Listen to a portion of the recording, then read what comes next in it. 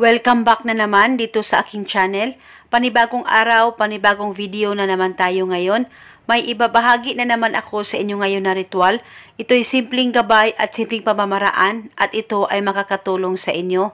At kung bago sa channel ko, ay huwag niyo pong kalimutang mag-subscribe at pindutin ang notification bell para palagi kayong updated sa mga videos na i-upload ko. Sobrang hirap pa ang nararamdaman mo ngayon? Depressed ka na ba? Dahil hindi ka na niya iniisip at wala na talaga siyang pakialam sa'yo. At nararamdaman mo rin na wala ka na talagang halaga sa kanya. Gusto mo ba na siya na naman ang mapupuyat sa kakaisip sa'yo? Ngayon, gawin mo lamang itong ritual na ituturo ko sa inyo at palagi kong sinasabi na dapat buo ang loob at tiwala niyo sa mga ganitong pamamaraan. At itong ritual ay pwede mo ito gawin sa kahit na anong araw o oras na gusto mo.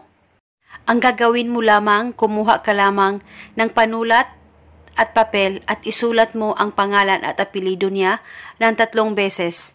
At pagkatapos mo nang masulat ito, kumuha ka lamang ng isang butil na bawang, dikdikin niyo po ang bawang o hiwa-hiwain niyo ito ng maliliit at ilagay ito sa papel na sinulatan mo ng kanyang pangalan at apelyido.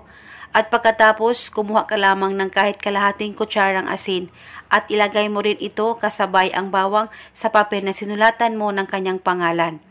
At nang malagay mo na ito lahat, balutin niyo po ang bawang at ang asin sa papel.